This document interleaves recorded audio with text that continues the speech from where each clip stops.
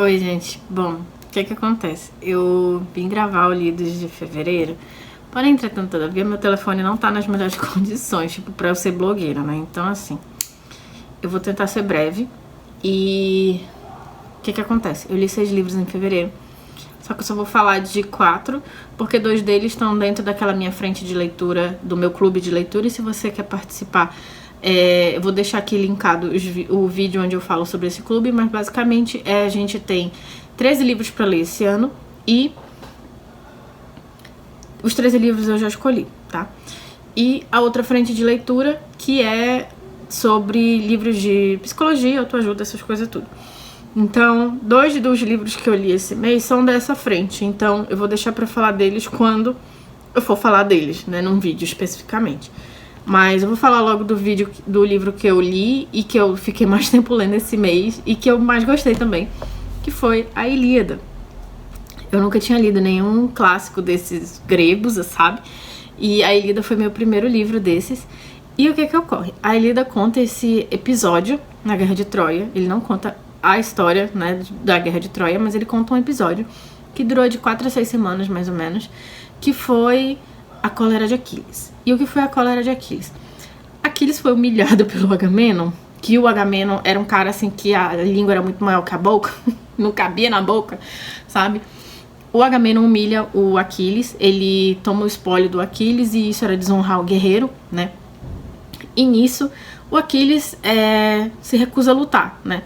Porque todo mundo ali meio que era rei ou era filho de um rei. Então, assim, tava todo mundo ali de pé de igualdade, sabe? Então, assim, não caiu muito bem ele fazer isso, né? O Agamenon fazer isso com Aquiles. Fora que o Aquiles, ele era meio que um semideus, porque a mãe dele era uma deusa e o pai dele era um mortal. E Aquiles era muito bom soldado, né? E o que acontece? O Aquiles, nesse tempo que ele tá com raiva, né, encolerizado, ele diz que não vai lutar. E ele se recusa a lutar, na verdade. E o que ocorre, né? A partir disso, a gente tem... o engraçado é que o motivo pelo qual a guerra se originou ficou esquecido aqui. Mas a gente tem alguns vislumbres dela, né? O motivo da Guerra de Troia se deu porque Paris, que era o filho do Príamo, que era o rei de Ilion, do que dá nome à Ilíada, Paris seduziu a Helena. A Helena era considerada a mulher mais bonita, ela era beijada pelos deuses, e se eu não me engano, se eu não estiver inventando ou coisa de abobrinha na minha cabeça, ela era filha de Zeus. E, basicamente, ela também era uma semideusa, né? E o que ocorre, né? A gente tem aqui essa guerra, onde a gente tá vendo os gregos de um lado, os troianos do outro, né? E a gente vê também a participação dos deuses, né? A gente tem uma visão, né, um POV dos deuses que eu acho que a gente não veria. A própria Ilíada, ela não deve ser lida como também não deve ser vista ou interpretada como um código moral dos nossos tempos, né? Porque essa coisa de bem, de mal, né, é uma coisa um pouco mais recente e, né, é uma coisa que vem muito dessa mentalidade judaico-cristã. A Ilíada não é isso. A Ilíada é anterior, na verdade, se eu não me engano, a história mesmo, que vem da tradição oral, mas ela foi registrada, vamos dizer dessa forma, em 700 a.C. E o que ocorre? Nessa história a gente tem o Aquiles, né, fulo, tem um termo que eles usam, enfabrunhado, alguma coisa assim que eles usam no livro, eu acho muito engraçado. E essa tradução foi feita pelo Frederico Lourenço, ele é português, então assim, tem alguns termos aqui que quando eu percebi, realmente tem cara de português de Portugal. E a gente tem esse episódio, né? Aí a gente vai avançando, né, nessa recusa do Aquiles de lutar, só que a gente vê, né, o próprio Aquiles sendo um semideus, né, a gente vê esse lado humano dele, né? Ele tem um humano preferido, que é o Patroclo, né, que eu até quero ler a canção de Aquiles depois disso, mas em nenhum momento o relacionamento deles é mostrado como algo para além disso, sabe? Algo para além... Eu não gosto do termo broderagem, gente, porque assim... Ou bromance, porque... Sei lá, dá uma conotação. Existe uma conotação quando a gente fala, broderagem, né? Mas assim, era um amor que existia entre esses dois, né? Tem aqui uma... Não fica muito claro se eles eram parentes, mas assim, eles eram... Tipo assim, sou teu amigo mais que um irmão, sabe? Então, o que acontece? O Patroclo, ele é o ajudante do Aquiles, né? E ele está na posição de ajudante do Aquiles, do best dele forever. E o que acontece? O Patroclo vê que a gente já está há muito tempo nessa situação e, né, e essa coisa precisa andar, essa guerra precisa andar. Aí ele fala assim pro Aquiles: Aquiles, olha, a gente já tá há muito tempo nisso aqui e eu sei que você tá, né, você tá chateado e com razão, não tira sua razão, mas vamos fazer o seguinte: me dá sua armadura, me dá suas armas, eu vou lá lutar. O pessoal, os soldados, né, no caso do lado dos gregos, por quem no caso o Aquiles estava lutando, eles estavam já há vários dias sofrendo, né, eles estavam, assim, não vou dizer perdendo, mas eles estavam sofrendo bastante, né, no campo de batalha. Mesmo eles tendo, tipo, top de linha, sabe, soldados daquela época, ou lutadores no caso, né, guerreiros. E ele falou: me dá as suas armaduras, eu vou lá, eu luto, o pessoal vai pensar que é você, né? Porque como ele é um semideus, dá aquele negócio, né, de aquela confiança a mais, né, dos caras de tipo, não, nossa, a gente tem um semideus, assim, aqui lutando pela gente, né? Tudo bem. A gente tem um a mais, né? A gente tem um plus. Então, é tipo assim, a gente tem um Homem de Ferro, né? Nem tanto. Mas era um Capitão América, né? Que o cara era nerfado, né? Aí, o Patroclo vai, pega as armas do Aquiles. O Aquiles até fala assim: não, pode ir, realmente, tá certo. Vai lá lutar, você veio aqui pra isso, né? Pega as minhas armas, vai lá, mas assim que você acabar a sua luta, volte pra cá.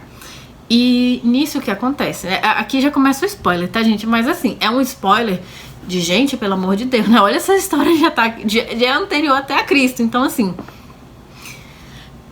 poxa, tem até filme, né? Que nem é bom, mas assim, tem filme, né?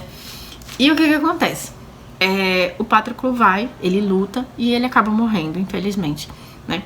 E o que acontece? O Heitor, que é um dos filhos do Príamo, irmão, no caso o pai do Paris, que seduziu a Helena, que foi o motivo pelo qual, né, se deu a Guerra de Troia.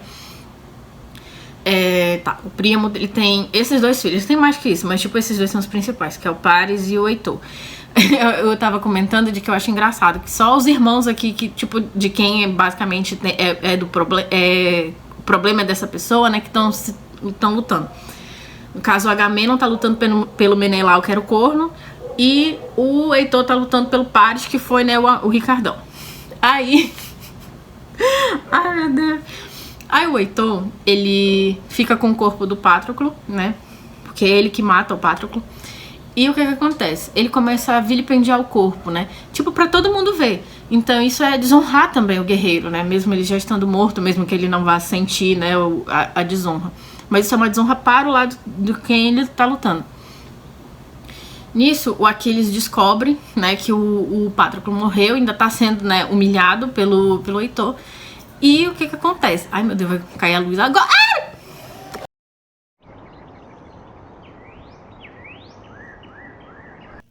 Gente, não sei se vai dar certo, mas assim, se corta a minha cabeça, é isso aí. Mas o que acontece? O Patroclo, né, já tá morto e sendo vilipendiado. Nisso, o Aquiles vai lá se resolver, né, com a situação. E quando ele finalmente cai em si, ele percebe, realmente não dá pra machucar assim. E a morte do Patroclo é o motivo pelo qual ele resolve voltar à guerra. Nisso, como ele perdeu as armaduras dele, né, porque quando morre o guerreiro, os outros podem ficar, né, com as armas, a armadura.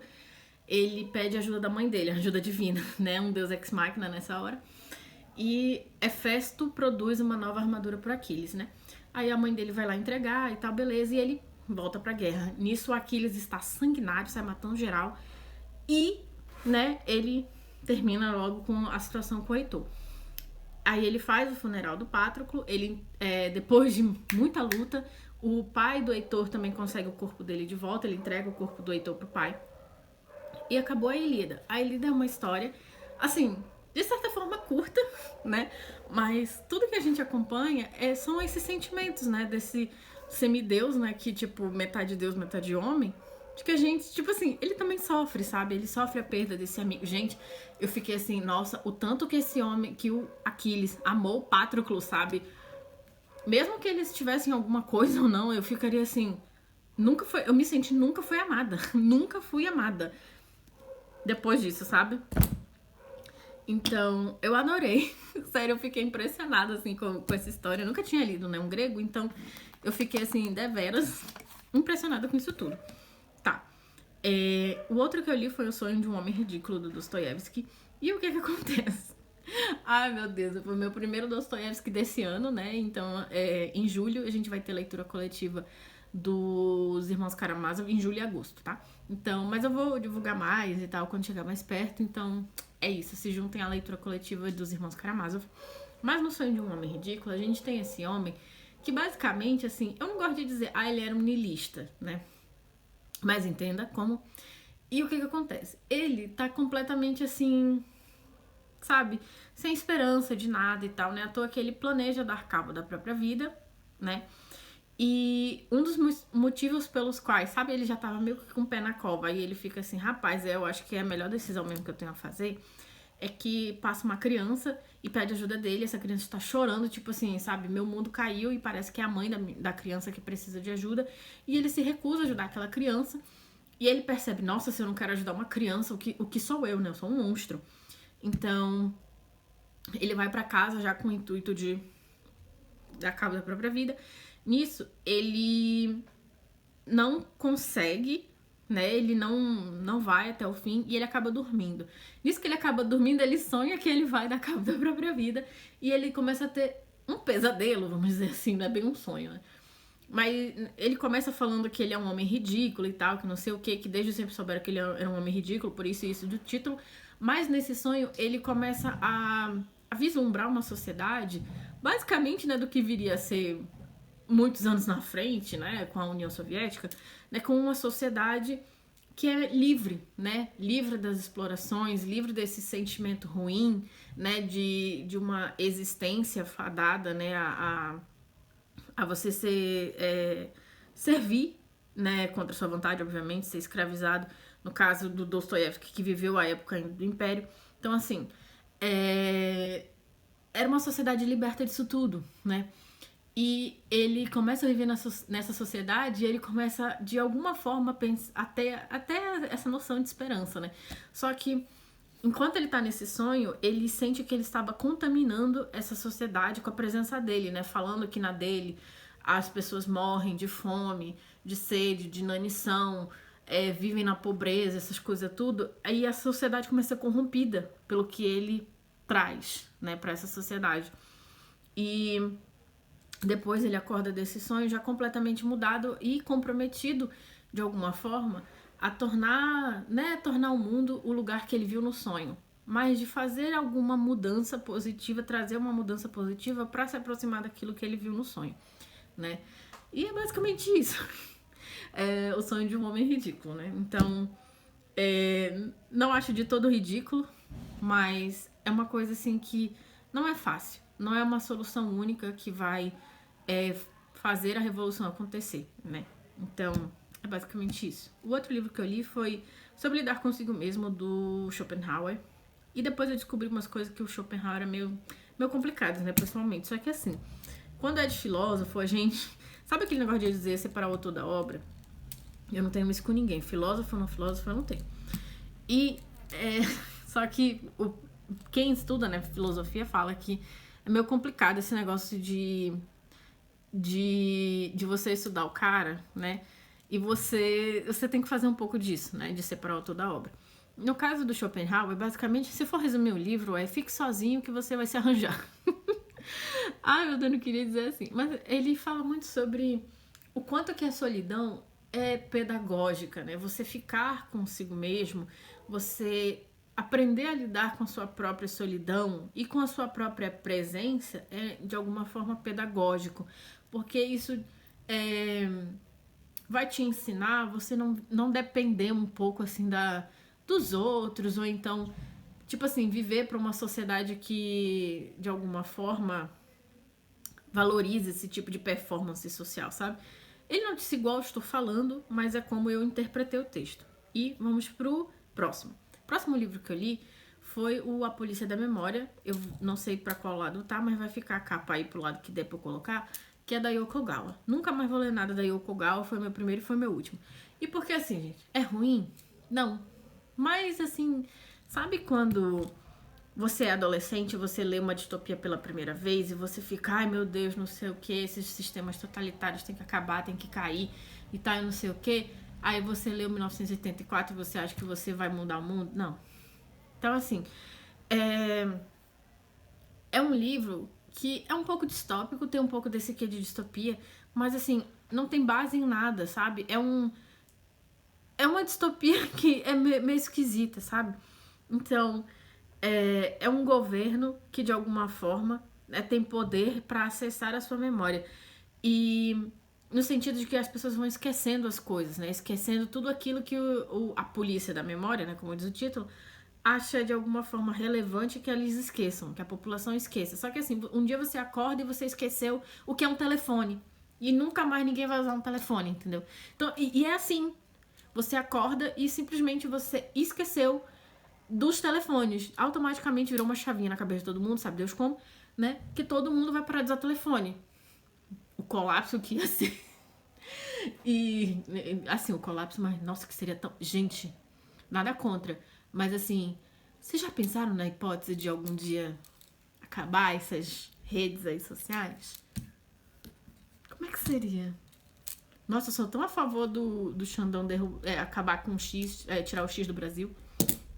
Eu não tenho X, então eu posso falar, né? Aí é isso, gente, assim, eu fiquei assim, cara, fora que a protagonista, ela é meio assim... Eu achei a mãe dela mais interessante que ela. E a mãe dela nem tá, né? Tipo, ela lembra da mãe dela, só que a mãe dela era uma pessoa que não esquecia. Então, assim, ela tinha que fazer um esforço, ela... Sabe quando, pra você sobreviver naquilo, eles ficavam caçando pessoas que não esqueciam, né? E o que acontece? A mãe dela tinha que, assim, saber o que tinha sido esquecido pra ela, tipo, não dar com a língua nos dentes, sabe? Não demonstrar. Não é à toa que uma das coisas, assim, que no final é a última coisa que começa a ser esquecida é basicamente o andar humano, né? Só que o que acontece? Eles acordam, a população inteira acorda um dia e eles esqueceram que tem uma perna. E eu fiquei assim, cara, eu até pensei assim, né, naquele momento, eu sou médica, né, então assim, eu acordei, será que ela teve uma trombose e tal? Mas não era não, tipo, era todo mundo, sabe? Inclusive os animais. Aí eu fiquei assim, eu acho que chegou num ponto que eu fiquei assim, eu acho que ainda bem que o livro tá acabando, porque se ainda tivesse coisa depois disso, eu acho que eu não lia mais não, eu abandonava aqui, viu? Então é basicamente isso, né? Foi meu primeiro Yokogawa e eu acho que meu último, porque eu não tenho mais interesse em ler nada dela depois disso. Eu tinha até colocado no Kindle Unlimited, tem o Museu do Silêncio dela e eu até retirei. Eu fiquei assim, não tem base em nada. É um negócio que não tem base pra se sustentar, não tem base pra continuar. Veio de sabe Deus onde. Então assim... Ai, Camille, você não entendeu. E se não entendi, vai ficar sem entender mesmo. Então é isso, gente. Esses foram os meus lidos de fevereiro. Os 2 livros que eu li da frente de Psicologia e Autoajuda, do meu clube, foi o A Gente Mira no Amor e Certa na Solidão, que eu peguei aqui, mas como tá escuro. E Codependência Nunca Mais. Mas quando eu for fazer um vídeo especificamente dessa parte do clube de leitura, eu vou falar mais sobre eles.